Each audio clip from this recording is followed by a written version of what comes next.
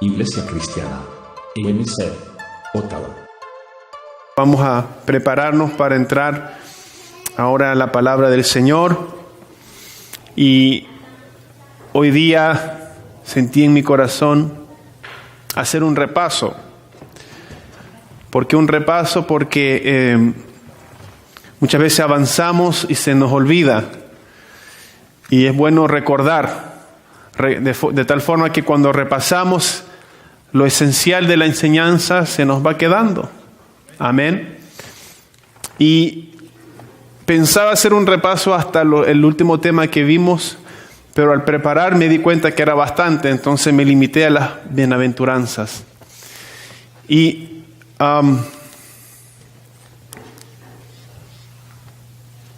antes de comenzar, le voy a invitar que ahí se quede sentado y que ore conmigo, para que sea Dios bendiciéndonos, que sea Dios llenándome, que sea Dios haciendo su obra en medio nuestro. Amén. Ore conmigo, por favor. Ore por mi vida. Padre, aquí estamos delante de ti, este pueblo, y ahora vamos a meditar en tu palabra.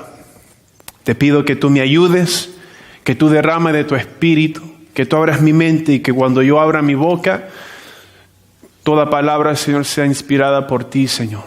Que lo que yo vaya a hablar, Señor, pueda ser de edificación. Ese es mi deseo, Padre. Aquí estamos con sed, con hambre de querer escuchar tu palabra, de ser edificados, de entenderla.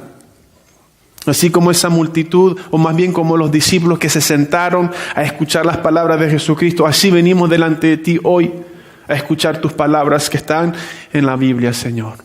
Enséñanos. Queremos ser enseñados por el Maestro, Cristo Jesús. Así que ayúdame, Señor, a poder hablar de tu santa palabra. Edifícanos en esta tarde, que nos vayamos, Señor, edificados por ti. En el nombre de Jesús. Amén. Quiero solo comenzar con verdad en el verso 1 y 2, donde dice que Jesucristo dice, viendo la multitud, subió al monte. Y sentándose, vinieron a él, ¿quién? Sus discípulos. ¿Cuántos son discípulos del Señor? Así que usted métase en ese contexto. Jesucristo está aquí no corporalmente, pero a través del Espíritu Santo y de la palabra de Dios. Él es el verbo, este es el verbo. Póngase en ese sentido que usted está ahí como discípulo del Señor. Estamos aquí. Dice que abriendo su boca, ¿qué hizo? Les enseñaba. Todo lo que hemos visto, las bienaventuranzas, la sal, la luz, Jesús y la ley, el no matarás, Jesús y la ira, todas esas son enseñanzas. Jesucristo se sentó a enseñarle a sus discípulos. Así que es necesario que usted entienda que todo lo que vemos aquí son enseñanzas de Jesús. Algo debemos de aprender. Algo. No por el simple hecho de aprender, sino para que nuestras vidas sean bendecidas. Porque la bienaventuranza, recuérdese, es bienaventurado, muy feliz, muy bendecido. Pero esas enseñanzas tiene que usted tomarlas. Amén. ¿Cuántas quieren ser enseñados? Gloria a Dios. Entonces comenzamos. Vamos a ir una por una y vamos a hacerlo de manera resumida. Pero es importante que usted extraiga, ya las vimos, cada una era un mensaje. Pero es necesario que esa palabra sea recordada para que nosotros guardemos las enseñanzas de nuestro Señor Jesucristo. La primera bienaventuranza, bienaventurados los pobres en espíritu, porque de ellos es el reino de los cielos. Comienza con algo importante, comienza con, como diría yo, el primer paso a ser bendecido. Yo les había hablado de que en griego hay dos palabras que significan pobre, porque ahí dice pobre en espíritu. Hay dos palabras, una es penes y la otra es tochos. Amén, hay dos palabras. En este caso, la palabra pobre en espíritu es esta aquí, tochos, pero vamos a ver las dos. Penes. El comentario Barclay en español dice lo siguiente: Pene simplemente describe al hombre para quien la vida y el vivir son un continuo batallar. Al hombre que es el reverso del que vive en la abundancia. O sea, alguien pobre materialmente. Cuando dice aquí un continuo batallar, para quien la vida y el vivir son un continuo batallar, significa alguien que continuamente está escaso de lo material. Y es una batalla. Ese es el penes. Amén. Es lo contrario de alguien que vive en abundancia. Tochos, la palabra tochos es procedente del verbo proseín, que significa agacharse o rebajarse. Y no describe simplemente la pobreza llevadera, la lucha del hombre laborioso para tener sus necesidades cubiertas. Mire lo que está diciendo. No describe simplemente un hombre que batalla para que sus necesidades se cumplan materialmente hablando, sino la pobreza miserable, la del individuo que no tiene literalmente nada y que está en inminente peligro de caer víctima de la inanición. O sea, es un nivel mayor. Dice aquí, mire, pobreza miserable, que no tiene literalmente nada. Dice que, en primer lugar, notemos que tochos no describe la pobreza pasable, sino la total indigencia. Detrás de tochos hay dos palabras hebreas, evión y eni, cuyo significado han pasado por una interesante evolución en 3 etapas. Ok, vayamos por parte. Hay 2 palabras por pobre, penes y tochos. En este contexto principal, aquí en este versículo donde dice pobres en espíritu, es la palabra tochos. Y tochos no está hablando simplemente de la pobreza natural. Amén. Está hablando de algo más fuerte. Alguien que literalmente no tiene nada, es miserable a un nivel más grande. Y aquí está hablando que esa palabra viene de 2 otras y que el significado fue evolucionando. Y vamos a ver eso rápidamente. Primeramente, si esas 2 palabras significan simplemente pobre. Fue el primer sentido, por decirlo así. En el sentido de carencia de bienes de este mundo. Después, esas palabras llegan a significar pobre, vejado y oprimido. Y últimamente, es entonces cuando dan el gran salto en el significado. Si un hombre es pobre, vejado y oprimido, no tiene influencia en el mundo, ni poder, ni prestigio. Que lo que está diciendo aquí es que tochos es alguien que es miserable, que no tiene influencia, no tiene nada, no tiene completamente nada, no puede hacer nada. No puede esperar ayuda de nadie, y cuando todas las fuentes de la tierra se han secado para él, entonces solamente puede esperar el socorro de Dios. ¿Entendió la última parte donde tochos llega a significar alguien que no puede esperar ayuda de nadie? Está en el estado de esa persona que no puede recibir ayuda de nadie. Y solamente puede esperar el socorro de Dios. Por tanto, estas palabras describen finalmente a las personas que, por no tener nada en la tierra, han puesto su total y absoluta confianza en Dios. Está interesante, ¿no?, el significado. Pobre en espíritu significa que reconoce que aquí no pueden recibir ayuda de nadie. De nadie. Nadie te puede ayudar aquí en la tierra espiritualmente hablando. Solo Dios. Espiritualmente hablando, nosotros estamos en un estado de total carencia, donde ningún hombre, ninguna religión, ningún sabio te puede ayudar en tu estado espiritual. Ese es pobre en espíritu. No está hablando de lo material, está hablando de lo espiritual. Entonces, habiendo entendido la secuencia de cómo el significado llegó hasta C, alguien que no puede esperar ayuda de nadie, es cuando estamos en situación de alcanzar el pleno significado de la bienaventuranza. ¿Usted entendió eso? Puede entender entonces, wow, cuán bendecidos somos. Bienaventurados los pobres en espíritu, la cual primeramente significa bienaventurado el hombre que tiene un claro sentido de su miserable pobreza delante de Dios. El hombre que no solo siente mera insatisfacción, sino el que dice, Dios, sé propicio a mí, pecador. Por tanto, también significa bienaventurado el hombre que teniendo este claro sentido de su condición misérrima, pone toda su confianza en Dios. Así pues, la bienaventuranza expresa, bienaventurado el hombre que es consciente de su desesperada necesidad y está completamente cierto de que en Dios y solo en Dios esa necesidad puede ser satisfecha. Para poder entender por qué somos tan bienaventurados, porque dice, bienaventurados los pobres en espíritu, porque de ellos es el reino de los cielos. ¿Cómo puede ser bienaventurado alguien pobre en espíritu? Porque esa persona reconoce que solo Dios puede ayudarle. Mientras no eres pobre, ¿qué es el problema del mundo? Es que el mundo no reconoce que es pobre en espíritu. Entonces se queda en esa situación miserable toda la vida.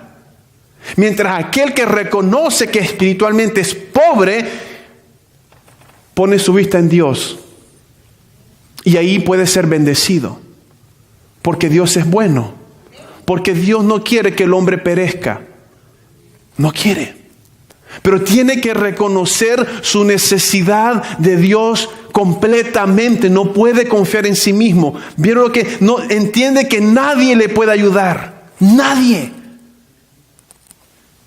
Es el primer paso a entender el Evangelio. Que somos pobres espiritualmente. Que nuestras buenas obras delante de Dios no son más que trapos de inmundicia. El hombre, para llegar a la felicidad verdadera, tiene que reconocer su estado. El problema es que el hombre no lo reconoce. Para llegar a la bienaventuranza tienes que humillarte delante de Dios, reconociendo quién tú eres, un mero pecador que necesita ayuda y que solamente Él te la puede dar. Esa es la bienaventuranza. Bienaventurados los que lloran, porque ellos recibirán consolación. Ese es el complemento de la primera bienaventuranza. ¿Por qué lloran? Por su pobreza espiritual. Lloran porque entienden su estado. Lloran porque anhelan salir de ahí. Yo, cuando me convertí, yo lloraba. Yo lloraba por mi estado pecaminoso. Lloraba. Podía sentir, Dios estaba haciendo esa obra. La palabra de Dios me conmovía y lloraba, y lloraba, y lloraba, hasta que llegué al arrepentimiento. Cuando llegué al arrepentimiento, ¿qué sucedió? Recibí consolación. Dice la palabra de Dios que hay dos tipos de tristeza. Una que viene del mundo, una que proviene de Dios. La que proviene del mundo te lleva a la muerte. Pero la que proviene de Dios te lleva al arrepentimiento. Llorar aquí. Llorar. ¿Por qué? Por tu pobreza espiritual. Pero para poder llegar a ese estado de llorar, tienes que tener conciencia de tu situación. Pero lo lindo es que Dios no nos deja tirado ahí en nuestro estado miserable. Dios nos da consolación. Nos da consolación. La consolación está ahí para usted, para mí.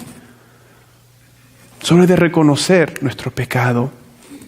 Amén.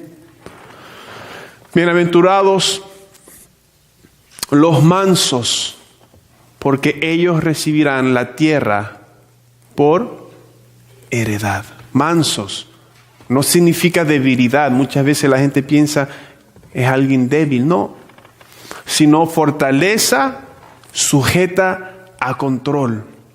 Alguien que es manso en aquí es alguien que tiene una fuerza tan profunda que es capaz de controlarse.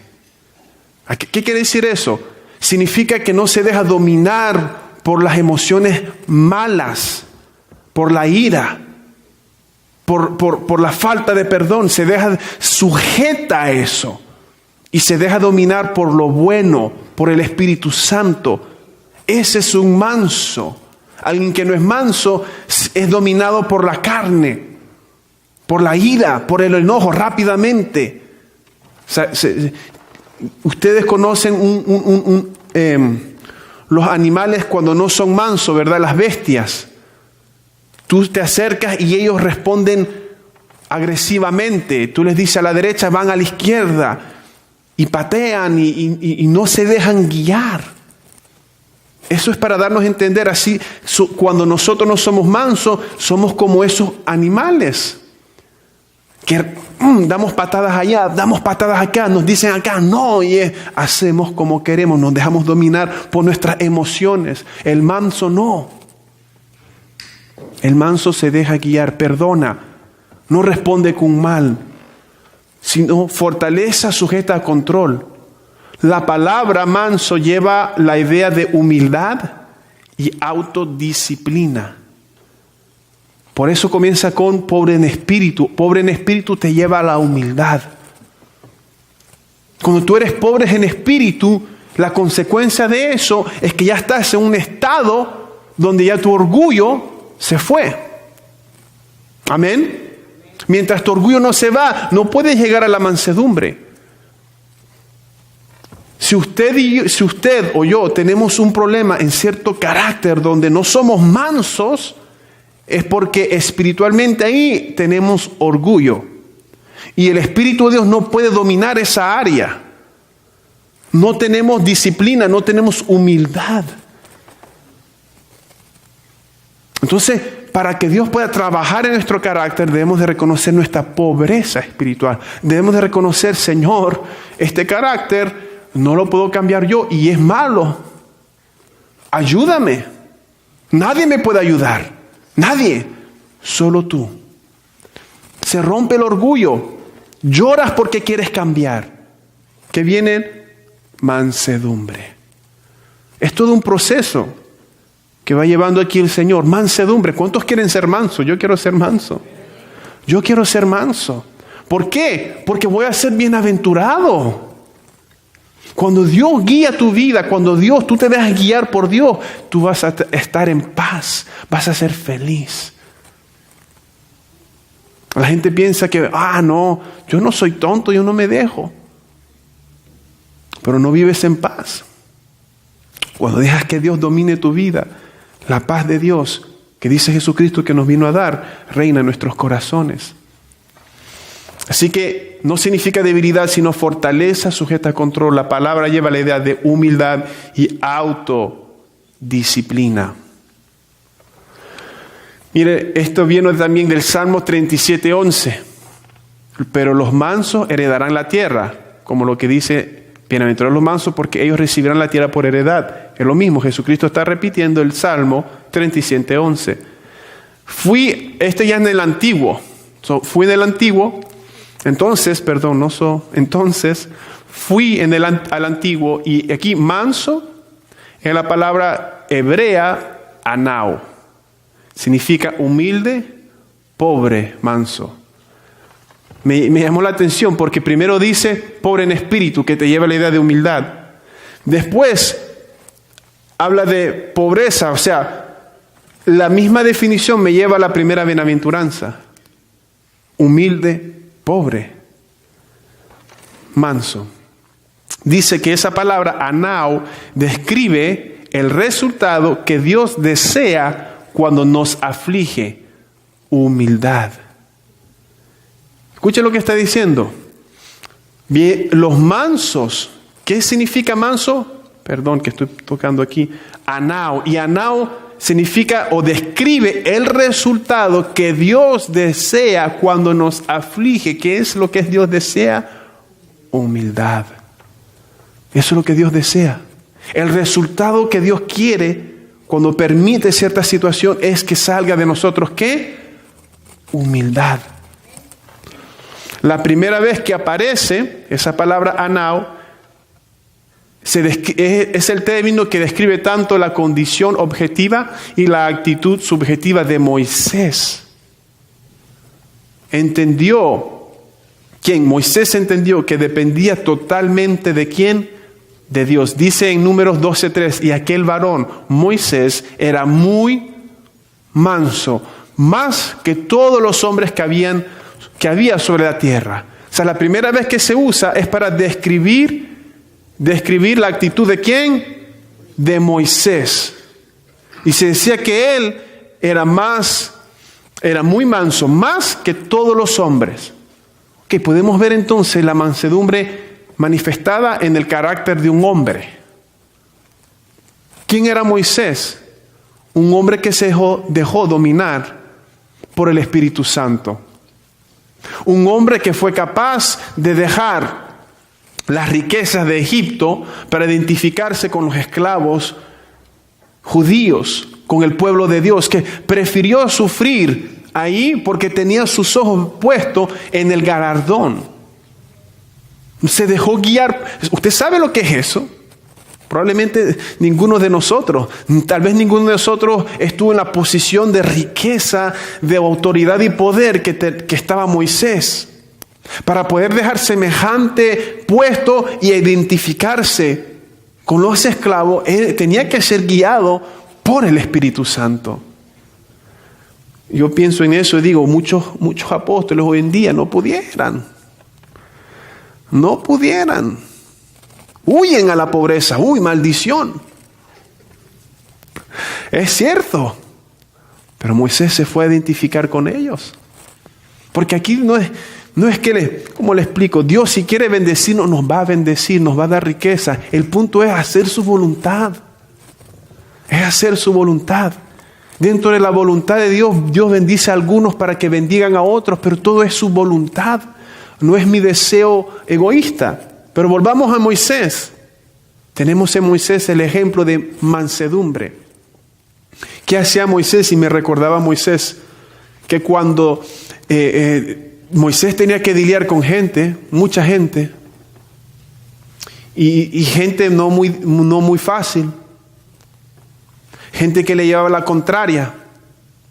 Es más, Moisés tuvo que lidiar con su propia hermana y su propio hermano, que dijeron, como de forma menospreciando, y que Dios puede hablar solo a través de él. Y mira con quién se casó. ¿Y qué pasó? Ustedes se acuerdan de María, la hermana de Moisés, ¿verdad? Cuando Dios le manda lepra. ¿Y qué hace Moisés? Intercede por ella. Un hombre manso. Su hermana le respondió mal. Su hermana habló mal de él. Pero ahí se manifiesta la mansedumbre del varón. La humildad. Se dejó dominar por, me ofendió. Bueno para ella. No, se humilló y pidió misericordia. Esa es la mansedumbre. Por eso dice que él era manso más que todos los hombres. También cuando Dios quería eliminar a todo el pueblo, él era el que se ponía y decía al Señor, pero si tú los eliminas todos, ¿qué van a pensar los enemigos? Y Dios le decía, no importa, a todos y levanto otra generación, pero Señor, y él intercedía. Aquel pueblo que se quejaba, aquel pueblo que Moisés era el que llevaba la carga y se quejaban de él, se quejaban de todo, él. Oye, hermano, a mí me falta para eso. A mí me falta. No sea usted. No sea usted.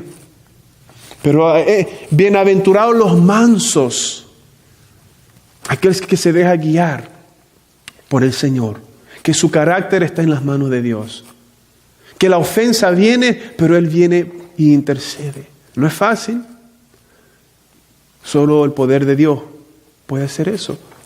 Bienaventurados los mansos. Bien. Bienaventurados los que tienen hambre y sed de justicia, porque ellos serán ¿qué? Saciados. Justicia, del griego, dikaisune. Dice que se halla en los dichos del Señor Jesús, lo que estamos viendo aquí. Se dice que es de todo aquello que es recto o justo en sí. Bienaventurados los que tienen sed, hambre y sed de justicia. ¿De qué? De lo que es recto y justo. De todo lo que se conforma ¿a qué? A la voluntad de Dios. sea, alguien que tiene hambre y sed de justicia es alguien que tiene sed de lo que es recto y de lo que es justo. Ahora la pregunta es, ¿qué es recto y qué es justo? No es mi criterio, no es su criterio, es el criterio de Dios. Amén. Y dice, todo lo que se conforma ¿a qué? A la voluntad revelada de Dios. ¿Dónde está la voluntad revelada de Dios? En la palabra. Ahora, también, este es el diccionario Vines. El diccionario Vines. En el diccionario Strong, la misma palabra diaikusone dice que viene de otra palabra. Esta aquí, G1342, es esta acá. Pero justicia, diaikusone, dice que es equidad de carácter o acto. Específicamente significa justificación cristiana. Justicia, justificación. Entonces, para agregarle el significado, ¿qué significa hambre y sed de qué? De justificación. ¿Ok? Y viene esa palabra justicia, de diaikusone, viene de dikaios, que significa equitativo, por implicación inocente y santo, justo. O sea, en otras palabras, aquel que tiene hambre y sed de justicia es de hacer la voluntad de Dios. Es de que querer ser para Dios alguien justo, alguien santo. Amén. Pero ¿usted puede saciar eso? ¿Usted puede lograrlo? No. Usted lo trata y no puede. Los judíos, con todo el sistema religioso, no podían, tenían que presentar sacrificio tras sacrificio, tras sacrificio. Hacían un pecado, tocaban un muerto, ya no eran santos. Tenían que traer sacrificio tras sacrificio para que despertara en ellos hambre y sed. Señor, yo quiero ser justo, yo quiero ser santo. Si tú tienes ese deseo, ¿qué dice la palabra? Vas a ser saciado. De verdad que me habla. Cuando yo le decía que yo lloraba, ¿por qué lloraba? Porque yo quería ser santo y no lo lograba, no podía. Yo quería estar bien delante de Dios. Y cuando tú vienes y le dices, Señor, tengo hambre y sed de tu justicia, pero tu justicia es demasiado alta, Él viene y te sacia. Porque Jesucristo cumplió. Él cumplió la justicia. Él te hace santo. Él cumplió la justicia de Dios. Llegamos a la otra, que es bienaventurados los misericordiosos. ¿Por qué son bienaventurados? Porque ellos ¿qué van a alcanzar? Misericordia. Ahora, me lleva a pensar en la parábola del siervo malvado. En esa parábola Jesucristo está en Mateo 18, 18 comenzando en el verso 23, perdón. ¿Se acuerda? Hay un hombre que debía 10,000 talentos. Y el Señor, ¿qué hace? Le perdona. No, quería indagar, se me olvidó la diferencia entre 10,000 talentos y 100 denarios, pero ya solo por los números usted puede ver que es mucho. Un talento debe ser mucho más que un denario, y aquí hablamos de 10,000 denarios. Y el otro le debía 100 denarios, o sea, probablemente una cantidad mucho más inferior. Entonces, ¿qué pasa? Un hombre le debe a un señor y el señor tuvo misericordia, le cancela la deuda de 10,000 talentos. Sale contento, se encuentra con un consiervo, que recibió. Yo, por ejemplo, que recibí el perdón de 10,000 talentos, salgo contento y me encuentro con un consiervo y él me debe 100 denarios. ¿Qué sucede? Que que recibió misericordia no tiene misericordia y le dice, págame, y no le perdona. Dice que la gente se molestó y le fueron a decir al siervo. El siervo lo llama y le dice, oye, así como yo tuve misericordia, ¿por qué no la tuviste? A la final, en el verso 32 y 35, en Mateo 18 dice, en el 32, entonces llamándole, su señor le dijo, siervo malvado, toda aquella deuda te perdoné, porque me rogaste. ¿no debías tú también tener misericordia de tu consiervo, como yo tuve misericordia de ti? Entonces su señor, enojado, le entregó a los verdugos, hasta que pagase todo lo que debía. O sea, recibió misericordia, ¿verdad? Después no ejerció misericordia. ¿Qué pasó? El Señor lo volvió a llamar y le dijo, ¿qué? Ahora me debes. Nuevamente, dice que hasta que pagase todo lo que le debía. Y termina diciendo en el verso 35, así también mi Padre Celestial hará con vosotros, con nosotros, si no perdonáis de todo corazón, cada uno a su hermano sus ofensas. Para obtener misericordia, yo debo de ejercer misericordia. Primero, cuando venimos a Jesucristo, ya obtuvimos misericordia. Amén. Ya la obtuvimos. Dios lo que quiere, ¿qué es? Que la demos también. ¿Por qué? Porque Él ya lo hizo con nosotros. Acuérdese, Jesucristo se sentó, los discípulos vinieron y Él estaba, ¿qué? Enseñando. Miren lo que Jesucristo les estaba enseñando. Bienaventurados los misericordiosos, porque ellos recibirán misericordia. Y Jesucristo en Mateo 18 les trae una historia para que puedan entender a qué se estaba refiriendo. ¿Cuántos fueron perdonados aquí por el Señor? Todos. Acumule sus pecados. Si pudiéramos acumular los pecados, si cada pecado, imagínese usted, si cada pecado, este pancito que usted se comió, no pesa, ¿verdad? No pesa. Si un pancito así, este pedacito, es uno de sus pecados, y los acumulara todos, no pudiera salir de aquí usted jalándolo. En serio, no pudiera. Y todo eso, Dios nos perdonó. Todo eso Dios nos perdonó. Y nos sigue perdonando. Ahora, yo le digo esto, pero créame que, oye, eso es para mí también. Imagínese usted ahora, un pecado de un hermano me hizo algo contra mí. Y este pancito, ¿verdad? Recuerde que el de usted está lleno y no lo puede jalar. Y Dios se lo quitó. Ahora está libre, camina libre. Otro hermano hizo algo malo, uno así. Uno así. Y por ese usted no lo perdona. Es fuerte, ¿no? Es fuerte.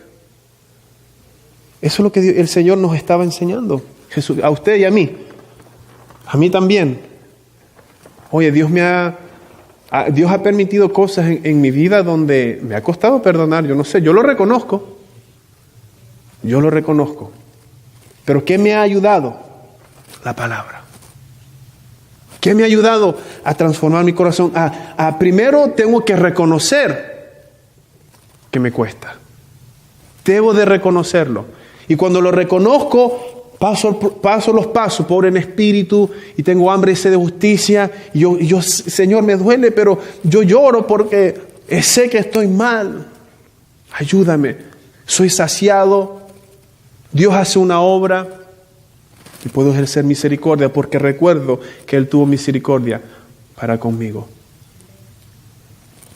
¿Usted quiere ser bienaventurado? Perdonemos. No lo digo yo, lo dice Jesucristo, su Señor. El que murió por usted en la cruz, el maestro de los maestros, el sabio de los sabios. Amén. Perdonar nuestras ofensas. Bienaventurados los de limpio corazón, porque ellos verán a Dios. Cuando Jesús dice eso, los judíos tienen muy claramente que nadie podía ver a Dios. Recuérdense, habíamos hablado de eso. ¿Cómo aquí dice? Porque ellos verán a Dios. Nadie puede ver a Dios. Ellos sabían. Los profetas decían, ay de mí que vi al santo y voy a morir. Ellos sabían muy bien que nadie podía ver a Dios. ¿Por qué? Porque el corazón no está limpio. El corazón del hombre, la Biblia como diría yo, lo alumbra, lo expone de una forma clara. Y lo que la Biblia expone y muestra no es nada bonito. Siempre lo digo, lo repito porque es algo gráfico, a mí se me quedó en la mente. Esto se me quedó en la mente, de verdad. Los voy a aburrir, pero espero que a ustedes también. Una vez he dicho, si ustedes, y esto lo escuché de otro predicador, si usted pudiera, hoy día con la tecnología, imagínense que pudiéramos sacar todos los pensamientos, los pudiéramos sacar de nuestra mente, un pequeño chip, y los pudiéramos poner en esta computadora, y pudiera la computadora proyectar todos tus pensamientos, mis pensamientos, creo que saliéramos corriendo y no quisiéramos que nadie nos viera jamás, nos cambiamos de país, de continente. ¿Por qué? Porque debemos de reconocer que hay cosas muy malas que pasan por nuestra mente. Lo que sale de nuestro corazón no es bueno. Eso es el corazón del hombre. Y porque ese corazón está tan corrompido en la presencia de Dios, no puede verlo, se consume. Por la santidad de Dios. Ahora, entonces, ¿cómo es la cosa? El corazón del hombre es perverso, pero bienaventurados los limpios de corazón. Hebreos 9:13. Porque si la sangre de los toros y de los machos cabríos y las cenizas de la becerra, rociadas a los inmundos, santifican para la purificación de la que carne. O sea, lo que en el Antiguo Testamento, cuando hacían sacrificio y santificaban con la sangre de los animales, dice que purificaba ¿qué? La carne. Bien, Hebreos 9:14.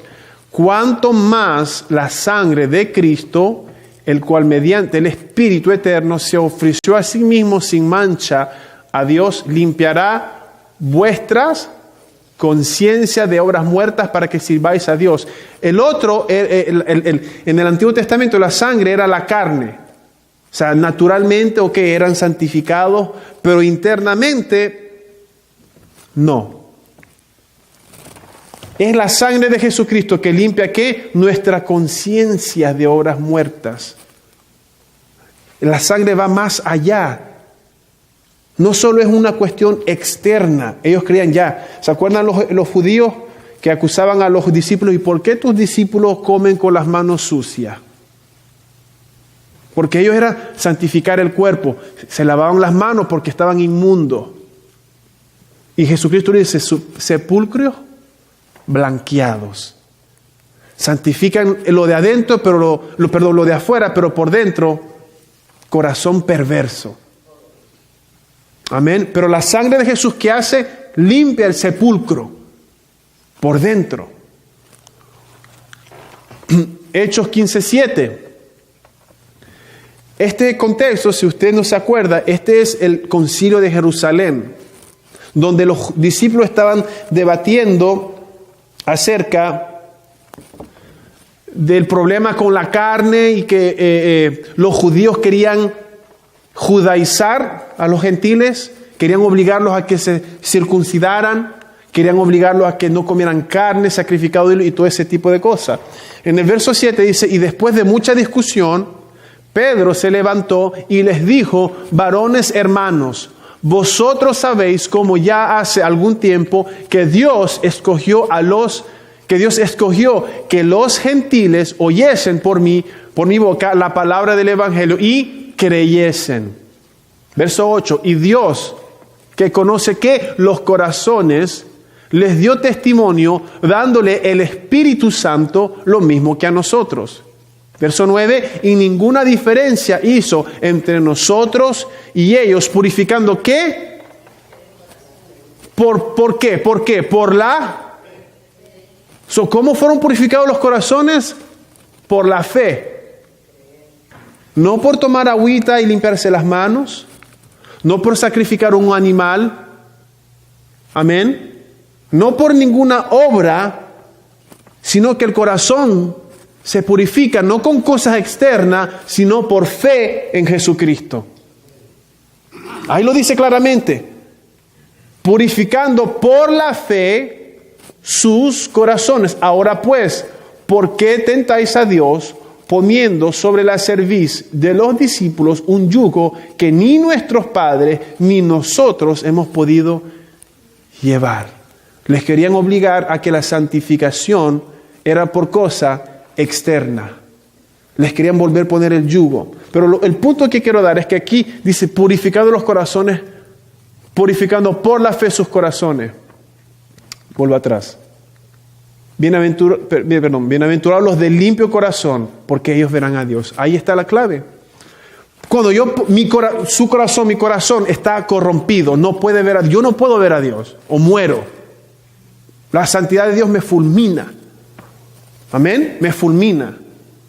Hay muchos ejemplos en el Antiguo. Los hijos de Aarón murieron. Se me va el nombre, el hombre que quiso detener el arca porque se cayó, murió. Todo aquel que se acercaba a la presencia de Dios moría por la santidad. Entonces, ¿cómo puede mi corazón ser limpio? Por la fe en Jesucristo. Por la fe en Jesucristo soy purificado y por su obra puedo acercarme al trono y ver a Dios. Estamos hablando de Dios, tal vez para nosotros no entendemos eso, pero hermano, para los judíos que veían la presencia de Dios, que sabían, que tenían un temor.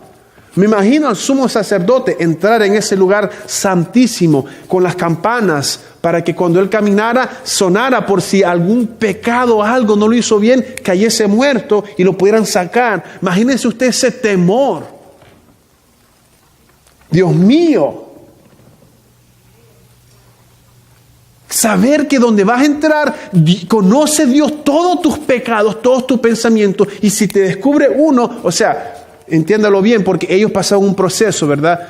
Ellos tenían pecado, pero tenían un proceso rígido de purificación, santificación, y entrar, si no hice algo bien, aquí Dios me fulmina. ¡Qué temor!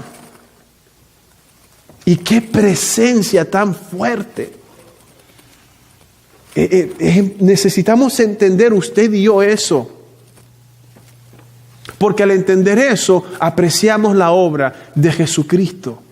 Y vinimos con humildad, y vinimos con pecado, pero oye, los entregamos al Señor y queremos cambiar. Porque sabemos en qué presencia estamos, la presencia de Dios, el Santo de Israel. Somos bienaventurados, hermanos, porque tenemos hoy la oportunidad de entrar en la presencia de Dios. A pesar de nuestros corazones que sí están contaminados, pero dice la palabra de Dios que Dios nos renueva y nos limpia. Amén. Bienaventurados los pacificadores, porque ellos serán llamados hijos de Dios. Y lo hemos dicho, si tú te dices hijos de Dios, si tú te identificas como hijo de Dios, tienes que tener esta característica: pacificador. Los quiero llevar a 2 Corintios 5:18 para entender un poco sobre eso. Dice, y todo esto proviene de Dios, quien nos reconcilió consigo mismo por Cristo y nos dio el ministerio de la reconciliación. Que Dios estaba en Cristo reconciliando consigo al mundo, no tomándoles en cuenta a los hombres sus pecados, y nos encargó a nosotros la palabra de la reconciliación. Así que somos embajadores en nombre de Cristo, como si Dios rogase por medio de nosotros. Os rogamos en nombre de Cristo, reconciliaos con Dios. ¿Por qué somos pacificadores? Porque nosotros, al predicar el Evangelio, traemos reconciliación entre el hombre y Dios. Principalmente por eso somos pacificadores. Somos hijos de Dios. Predicamos la palabra de reconciliación. Mira lo que ellos dicen. No, somos embajadores, así, como si Dios rogase por medio de nosotros. Dice, os rogamos en nombre de Cristo, reconcíliese con Dios. Lo primordial es decirle a la gente, reconcíliate con el Señor. Ahora, ¿eso nos va a llevar a qué? conectado con la misericordia, a que si yo predico reconciliación con Dios, Dios me dice, ¿cómo puedes tú decir que me amas, que no me ves, y no puedes amar a tu hermano, a quien sí ves? Todo eso va conectado. Amén. Estoy reconciliado con Dios porque Dios me perdonó y Él me manda que yo tenga misericordia. Yo digo que amo a Dios, pero no amo a mi hermano. Y Dios te dice, no, imposible. Tú no me ves a mí y me amas, ¿cómo entonces dices que amas a tu hermano? ¿Cómo vas a amarme a mí que no ves y no puedes amar a tu hermano? Al amar a mi hermano, por ende estoy amando también a Dios.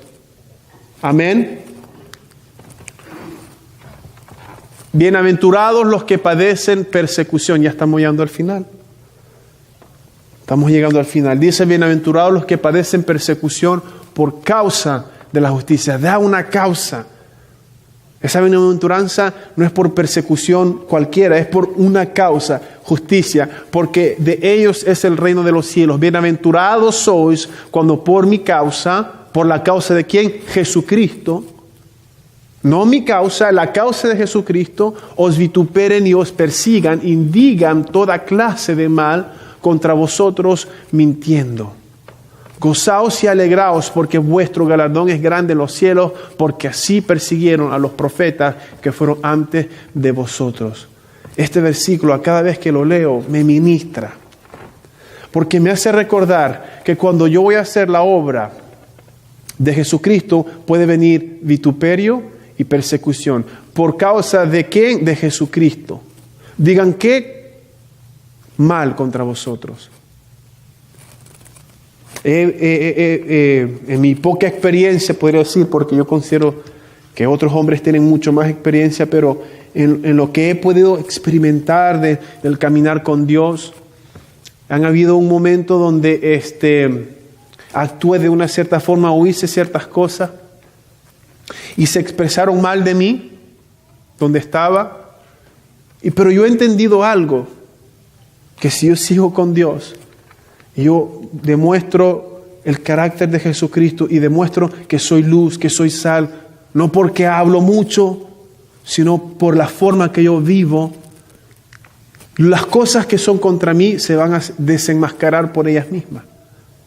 Y así es, hermano. Han llegado momentos donde por voz de otra persona han hablado mal de mí, entonces ciertas personas han tenido algo contra mí y ha pasado el tiempo y de repente esa persona viene y me dice, ¿sabes qué? Perdón, tú tenías razón. Y yo no ni veía a la persona, ni tenía contacto con la persona, pero el fruto se manifiesta. Lo que yo quiero decirles, hermano, es que debemos de entender. Muchas personas se desaniman, comienzan a servir en la iglesia y se olvidan de eso. Que dentro de los mismos hermanos, dentro de la misma gente, puede ser vituperado por querer hacer la obra de Dios. Y se les olvidan, se nos olvida. Y tiramos la toalla, ponemos la mano en el arado, se nos olvida esto y miramos hacia atrás. Dice la Biblia que al hacer eso no somos aptos. Porque cuando pones la mano en el arado tienes que ir hasta allá, hasta el final. En mi poco caminar, desde que yo inicié el Evangelio, vi a pastores robarnos a mí y a mi familia dinero por el Evangelio. Recién convertido. ¿Pero usted cree que eso me dejó salir? Una vez, ese personaje en un momento decía, oye, tú eres un evangelista, tú eres un joven evangelista y te vamos a llevar aquí, te vamos a llevar allá, y esto y lo otro. Y después cuando se descubrió todo, nos apartamos después de todo el daño que hizo. Y recuerdo que yo estaba medio asistiendo a una iglesia inglesa porque él me llevó, imagínese usted, me llevó ahí. Y estaban haciendo una actividad para recaudar fondos para una actividad de jóvenes en la cual yo estaba participando. Este personaje, este hermano, por un momento me halagó, pero después comenzó a hablar mal de mí y de mi familia. Y en la iglesia de donde ella estaba, la actividad era hacer una cena y servirle a los hermanos. Y así recaudábamos fondos porque pagaban por la cena para ayudar a los muchachos y los muchachos les cocinaban. Y saben, yo tuve que servir. ¿Y saben a quién me asignaron? A este personaje. Y fui y le serví. Pero, hermano, esto no es para gloria mía, de verdad que no. Esto es obra del Señor. Le estoy hablando que yo estaba recién convertido, joven. Era para sacarme. Era para enojarme, es para decir que yo voy a servirle a ese Señor. Señor, yo no te sirvo, yo no predico, yo no hago esto. Mira con qué me pagan. Yo quiero que usted entienda esta bienaventuranza. Es seria. Es seria.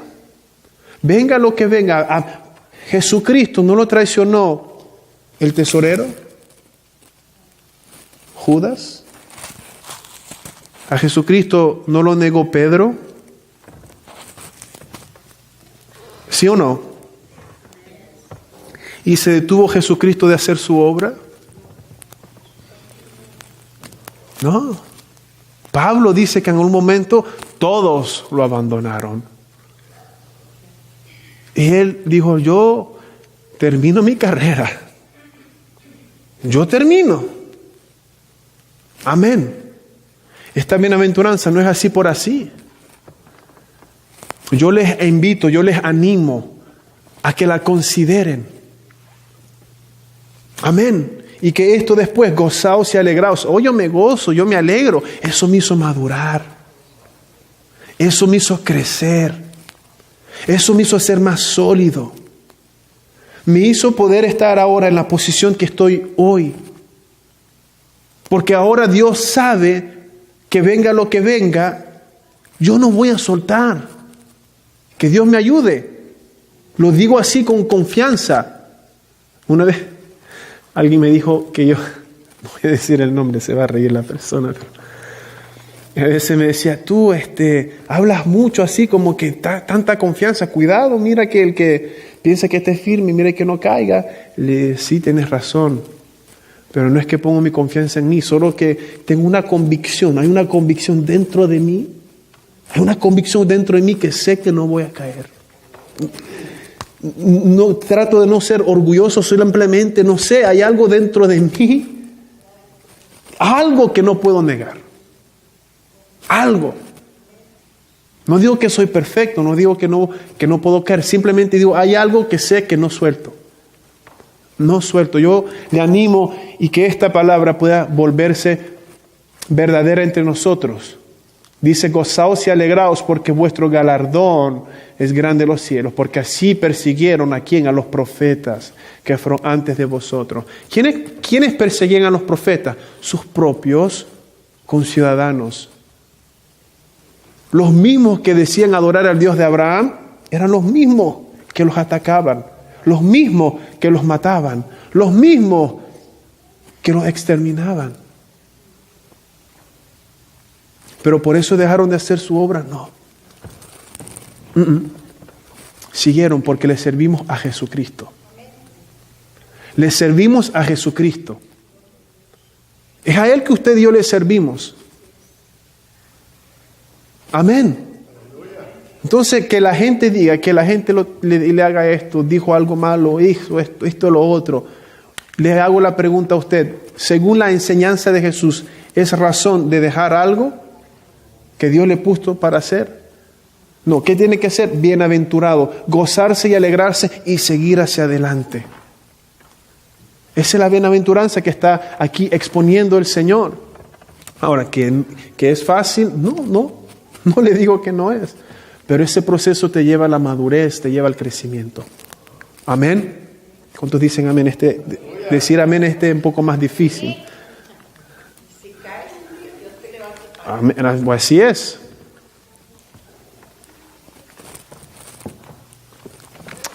Conclusión. Perfecto. El diccionario Vine dice que en las bienaventuranzas el Señor indica no solo los caracteres que reciben bendición. O sea, ahí está hablando de gente limpia de corazón, misericordioso, pacificador. Es un carácter. Cuando Cristo habla de las bienaventuranzas, está exponiendo qué carácter debemos de, debemos de forjar en nosotros, dejar que Dios forje en nosotros. Esos caracteres reciben bendición, sino también la naturaleza de lo que es el mayor bien. ¿Cuál es el mayor bien? Perdonar. ¿Cuál es el mejor bien? Dejarse guiar por Dios. ¿Cuál es el mejor bien? Ok, la ofensa vino, pero yo sigo, me gozo, porque estoy haciendo la obra de Dios. Bienaventurados también viene de la palabra Macarios. Dice que es una forma prolongada del poático. No sé mucho qué quiere decir eso, Macar. Pero lo que me interesa es lo siguiente.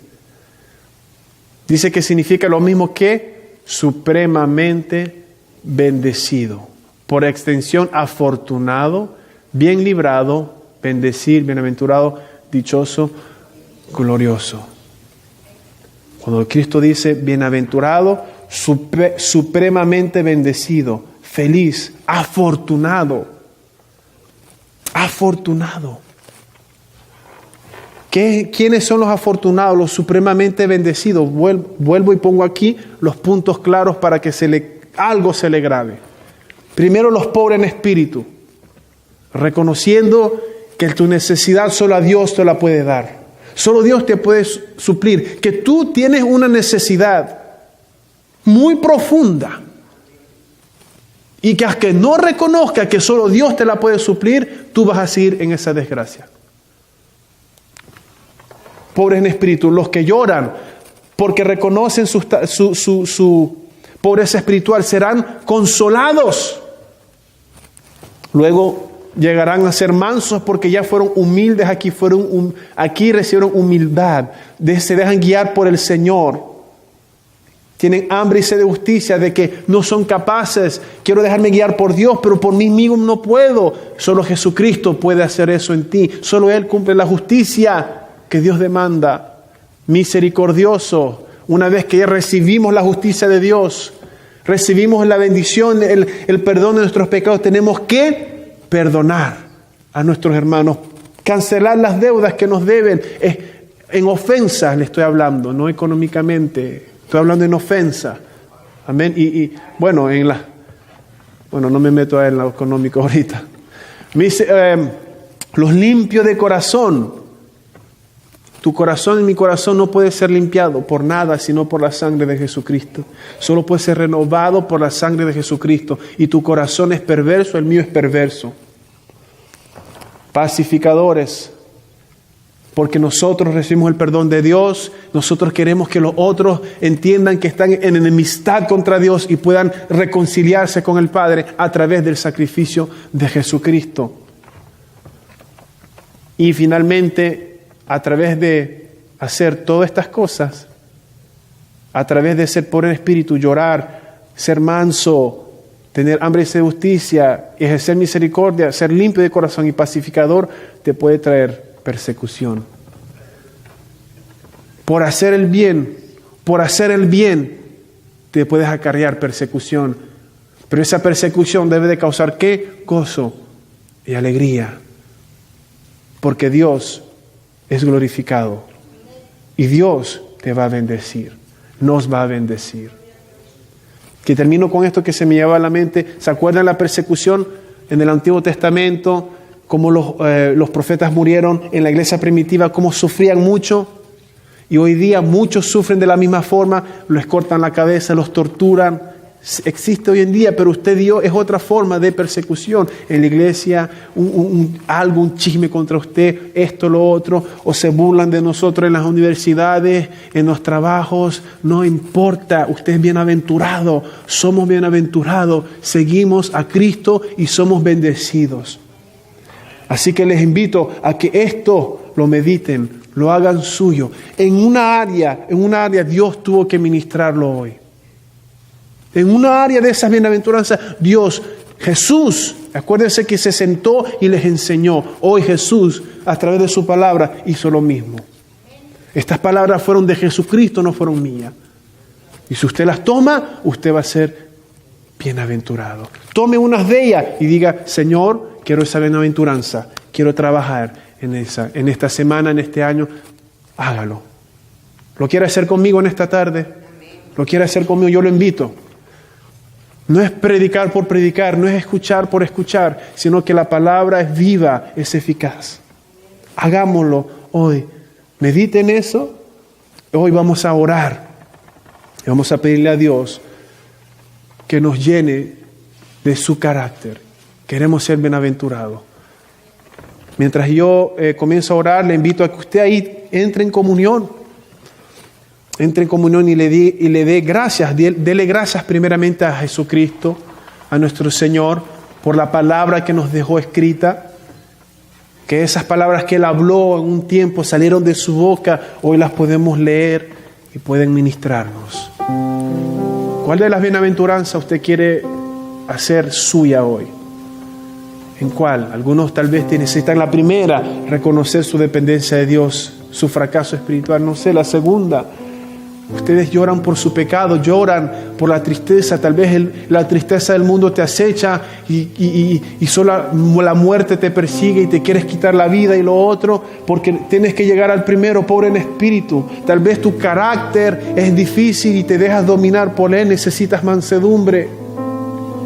Debes de entender que solo Jesucristo puede salvarte, solo Él puede saciar la justicia que tu alma anhela. Misericordioso, te cuesta ejercer misericordia, te cuesta perdonar, te cuesta y te olvidas que Dios te ha perdonado tanto. Limpio de corazón, tu corazón se llena rápidamente de maldad. Jesucristo lo va a limpiar, lo va a cambiar. Pacificador, predicar la palabra de reconciliación entre el hombre y Dios. Y finalmente los que padecen persecución. En algún momento u otro, alguno de aquí ha sentido eso y no ha puesto por obra y no ha meditado en el por qué soy perseguido. Porque hice un pecado, pide perdón. Porque estoy haciendo la obra de Dios, no te desanimes. La palabra Jesucristo ya lo había dicho. Alégrate, gózate. Padre, en el nombre de Jesús, mira a todos mis hermanos aquí, mira tu rebaño hoy reunido.